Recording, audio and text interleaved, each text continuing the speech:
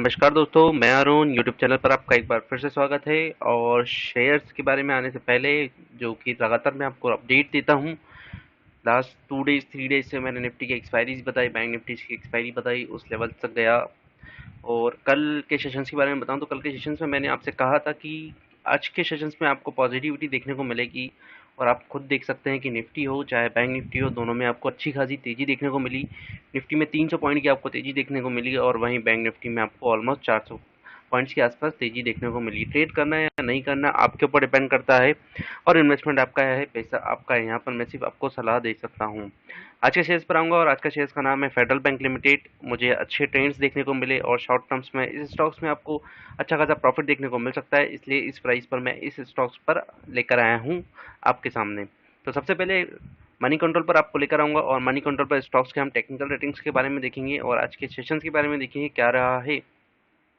आज का closing price रहा है 47.70 और आज अगर हाई देखें तो 4.26% का इसने अपसाइड स्ट्रेन देखने को मिला है और 1.95 का इसने आज गेनिंग ली है। आज का हाई बना है 47.95 का और लो रहा है 45.35 का।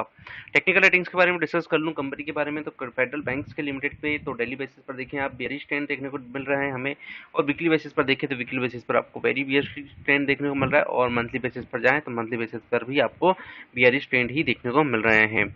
मूविंग एवरेज के बारे में डिस्कस करूँ तो 5 डेज का मूविंग एवरेज जो चल रहा है 48.11 चल रहा है। 10 डेज का मूविंग एवरेज 50.62, इसको एक बार नोट करके रखें, मैं आपसे वापस डिस्कस करूंगा इस बारे में। और 20 डेज का मूविंग एवरेज देखिए 52.05, 50 डेज का मूविंग एवरेज 53.74, वहीं 100 डेज का मूविंग एवरेज 50.87। वापस से वही फिगर आ गया 50.87। 50 रुपीज़ के प्राइस को आप एक बार नोट करके रखिए। ऑप्शन चेन पर आऊँगा तब आपसे इस बारे में वापस से डिस्कस करूंगा।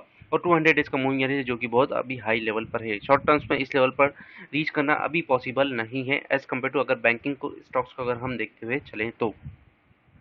आगे की ओर लेकर आऊंगा और टिकर स्टेज पर आपको लेकर आऊंगा और टिकर स्टेज पर स्टॉक्स के हम ओवरव्यूज के बारे में देखेंगे कि 1 वीक 1 मंथ और 1 ईयर्स में स्टॉक्स ने हमें कितने रिटर्न्स प्रोवाइड किए हैं। तो 1 वीक के बारे में अगर देखें स्टॉक्स में, तो 1 वीक में स्टॉक्स ने हमें 13.10% की जो है वो नेगेटिव रिटर्न्स प्रोवाइड किए हैं। वहीं 1 मंथ के बारे में देखें तो 1 मंथ में स्टॉक्स ने हमें 19.31% के रिटर्न जो है नेगेटिव रिटर्न्स प्रोवाइड किए हैं। यहाँ पर भी तो स्टॉक्स इतना बेटर परफॉर्म नहीं कर रहा है, लेकिन स्टॉक्स में कि कोई भी स्टॉक्स अगर नीचे गिरता है तो एक हद तक गिरता है, उसके बाद स्टॉक्स में आपको पॉजिटिविटी देखने को जरूर मिलेगी। और एक परफेक्ट टाइम होता है जहाँ पर स्टॉक्स को हम बाय कर पाएं। तो 1 ईयर्स पे देखिए तो 1 ईयर्स में स्टॉक जो है 48% डाउनफॉल है। आगे क्यों आएंगे और स्टॉक्स में हम मार्केट कैपिटलाइजेशन के बारे में देखेंगे, स्टॉक्स का मार्केट कैपिटलाइजेशन कितना है। फेडरल बैंक के बारे में बात कर रहा हूँ, मार्केट कैपिटलाइजेशन सिर्फ 9120 करोड़, और स्टॉक्स की जो रैंक है 242 रैंक है, बहुत ज़्यादा रैंक है 242 रैंक्स, इतना ज़्यादा रैंक है स्टॉक्स में। और वॉलिटिलिटीज़ के बारे में देखें तो 1.82x वॉलेटाइल एज निफ्टी में रहता है। इंट्रेंसिक वैल्यू की बात करूँ तो करंट प्राइस जो चल रहा है अभी इंट्रेंसिक वैल्यू से कम पर चल रहा है, तो स्टॉक्स में अपनी पोजीशंस क्रिएट कर सकते हैं।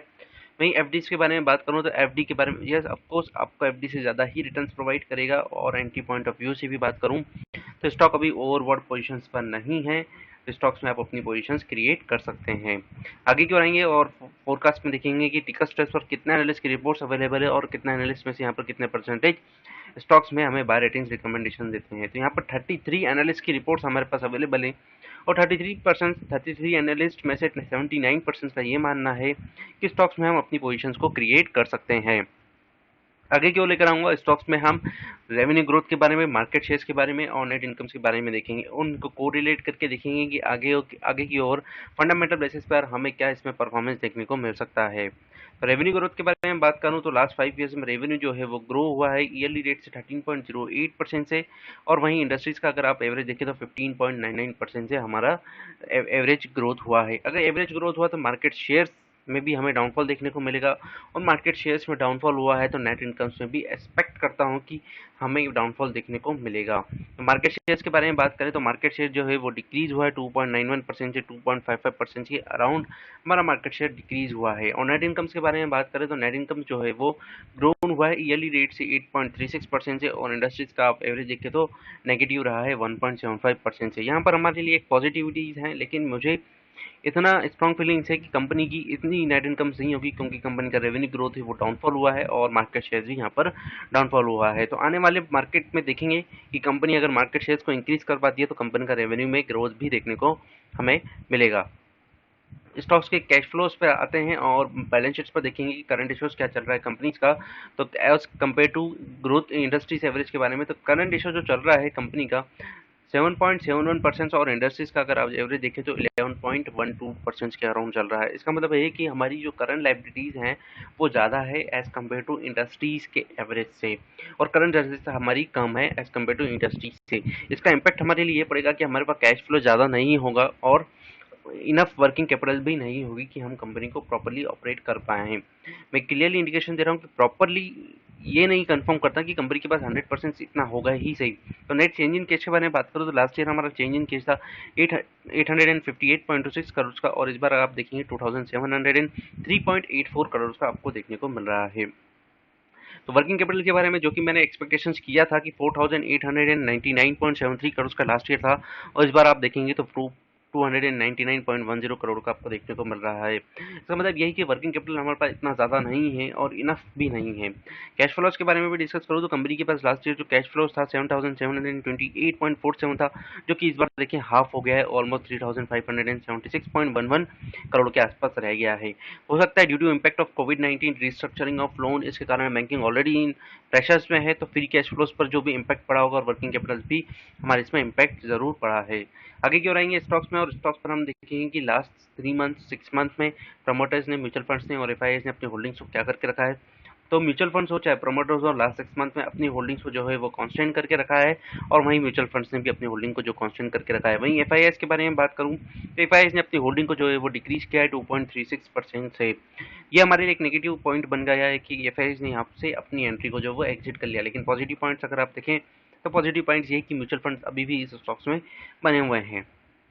स्टॉक्स के वॉलेटिलिटीज और वैल्यूएशंस के बारे में डिस्कस करेंगे कि स्टॉक का वैल्यूएशंस क्या चल रहा है। फेडरल बैंक के बारे में बात करूँ तो पी रेशियोज अभी करंट चल रहा है 6 रुपीज़ पर, और वहीं एचडीएफसी बैंक का देखिए 20.93, Kotak Mahindra bank 27.86, ICICI bank 23.5 पर। बाकी अदर बैंक से कंपेयर करें प्राइवेट बैंक से तो फेडरल बैंक जो है अभी चीप लेवल पर आपको देखने को मिल रहा है। Price to book value ratios के बारे में बात करूँ तो करंट प्राइस जो अगर 1 रुपये पर चल रहा है तो price to book value ratios अगर आप देखें current price to book value ratio अभी उससे भी कम पर है, 0.63 पर चल रहा है। इसका मतलब प्राइस का लेवल जो है आप देख रहे हैं बहुत चीपेस्ट लेवल पर आपको फेडरल बैंक देखने को मिल रहा है। मतलब आपको इसमें अच्छा खासा रिटर्न देखने को मिल सकता है। 1 रुपीज़ पर अगर price to book value ratio है तो ये हमारे लिए अच्छा होता है, और 1 रुपीज़ से अबव हम ऐसा मानते हैं कि तब स्टॉक्स में आपको अच्छी पॉजिटिविटी देखने को मिल सकती है। एचडीएफसी बैंक के बारे में बात करूँ तो 3.23 के आसपास आपको पीबी रेशियो देखने को मिल रहा है, और 3.57 PB ratio. ICICI bank 1.73। ICICI bank भी एक अच्छा है, मैंने उस पर वीडियो बनाया है, अगर आप चाहें तो उसको रेफर कर सकते हैं कि उसमें क्या पोजीशंस बन सकते हैं।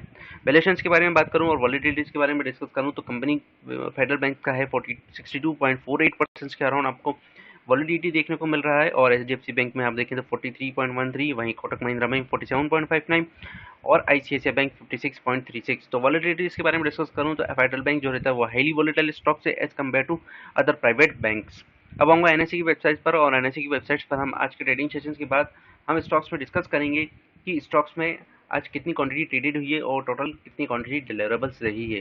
वहीं इसके हाई और लोज के बारे में बता दूं, 24 जनवरी 2020 में इसने हाई बनाया था 96 रुपीज़ का, और 52 वीक का लो बनाया उसने 2 मंथ के बाद 25 मार्च 2020 को इसका 35 रुपीज़ 0.70 का इसका लो रहा था। आज के सेशंस के बारे में डिस्कस करूँ सिक्योरिटी वाइज डिलीवरी पोजीशन, तो आज टोटल क्वांटिटी ट्रेडेड हुई थी 3,22,71,635 का, और डिलीवरेबल क्वांटिटीज अगर आप देखेंगे तो 53,07,738 का, और परसेंट ऑफ डिलीवरी देखेंगे 16.45% की डिलीवरी भी देखने को मिलेगी। 10% से ऊपर परसेंट डिलीवरी है, इसका मतलब है स्टॉक्स में अब पोजीशंस क्रिएट की जा रही है इन्वेस्टर के द्वारा धीरे धीरे, और स्टॉक्स में दबाकर माल उठाया जा रहा है।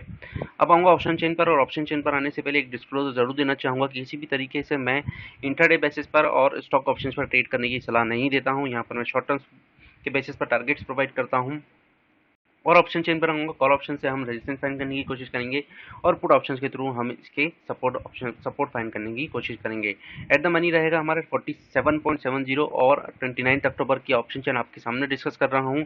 सबसे पहले कॉल ऑप्शन पर आएंगे 47 के रुपीज़ पर, और 47 रुपीज़ पर आप देखेंगे कॉल ऑप्शन पर ओपन इंटरेस्ट जो बने हुए हैं 4,16,500 का, चेंज इन ओपन इंटरेस्ट 1,44,500 का, nominal open interest, nominal change in open interest.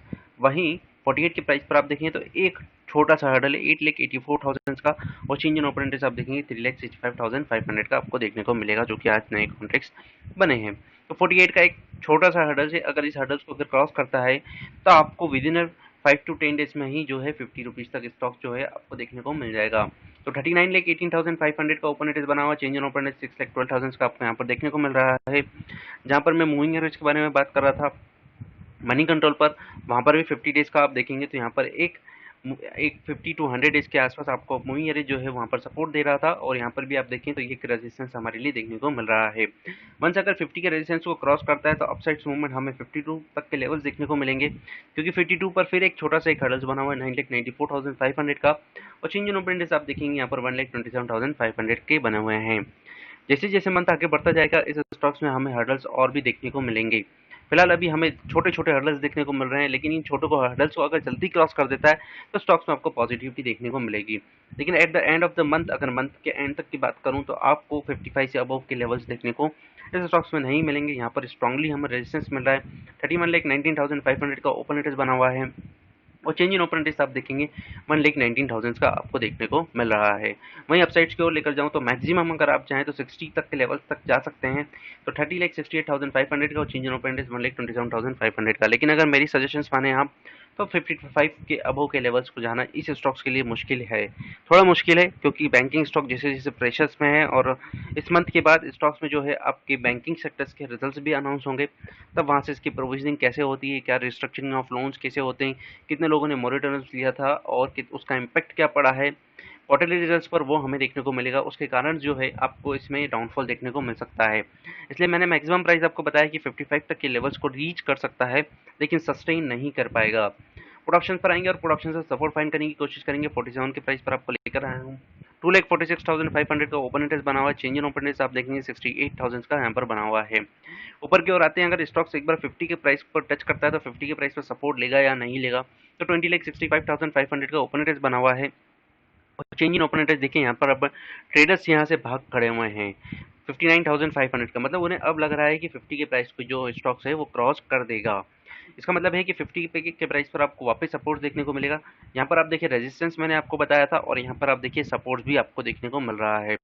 लेकिन वंस अगर 55 के लेवल को ये रीच करता है तो 11,73,000 का ओपन इंटरेस्ट बना हुआ, change in open interest negative में 17,000 का बना हुआ है। तो यहाँ पर भी एक हमें सपोर्ट देखने को मिल सकता है, लेकिन इस लेवल को एक बार रीच तो करे तब हम इसके बारे में सपोर्ट्स के बारे में देखेंगे। और नीचे की ओर आते हैं, अगर स्टॉक्स नीचे की ओर गिरता है तो कहाँ तक इस स्टॉक्स में हमें लेवल्स देखने को मिल सकते हैं। तो इनिशियल लेवल पर सपोर्ट बताऊं तो आपको 45 के प्राइस पर आपको सपोर्ट देखने को मिलेगा। 15,13,000 का ओपन इंटरेस्ट बना हुआ है, और चेंज इन ओपन इंटरेस्ट 59,500 का आपको देखने को मिल रहा है। वहीं अगर इस स्टॉक्स को यहाँ पर भी ये सस्टेन नहीं कर पाता है तो नीचे की ओर कितना गिरेगा, तो 40 तक के लेवल्स आपको देखने को मिल सकते हैं। 13,68,500 का ओपन इंटरेस्ट बना हुआ है, और आज के नए कॉन्ट्रैक्ट जुड़े हैं 1,70,000 की, जो कि हमारे लिए एक नेगेटिव पॉइंट से अगर स्टॉक्स अगर नीचे की ओर गिरता है तो 40 तक के लेवल्स आपको देखने को मिल सकते हैं।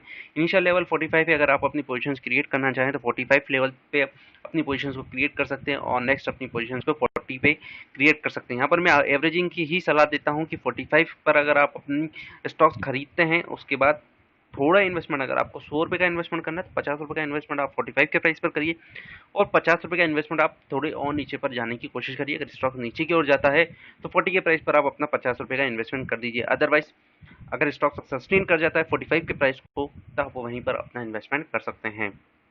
नेक्स्ट, आपका पैसा है, आपका इन्वेस्टमेंट है। अब मैं डिविडेंड के बारे में बात कर लूँ कि स्टॉक्स में लास्ट डिविडेंड कब दिया था, तो एक बार वापस टिकर स्टेज पर लेकर आऊँगा, और टिकर स्टेज पर हम स्टॉक्स के बारे में देखेंगे कि हमें कब डिविडेंड इसमें देखने को मिले थे, और लास्ट कितने कितने रुपीज़ के हमें डिविडेंड देखने को मिले थे। तो 2019 की बात करूँ तो 2019 में जुलाई 2017 में हमें देखने को मिला था 1.40 रुपीज़ का डिविडेंड मिला था पर शेयर्स। वहीं 2018 अगस्त में 1 रुपये का डिविडेंड देखने को मिला था। जुलाई में फिर 2017 0.90 का डिविडेंड देखने को मिला था 2016 जुलाई में।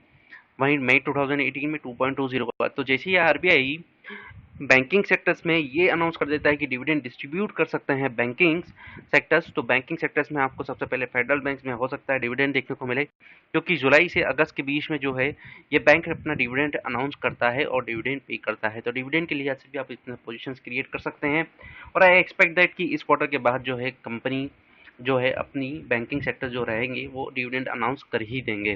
फ्रेंड्स वीडियो अच्छा लगे तो लाइक और सब्सक्राइब जरूर करिए। Stay safe, stay home, have a great day. Thank you.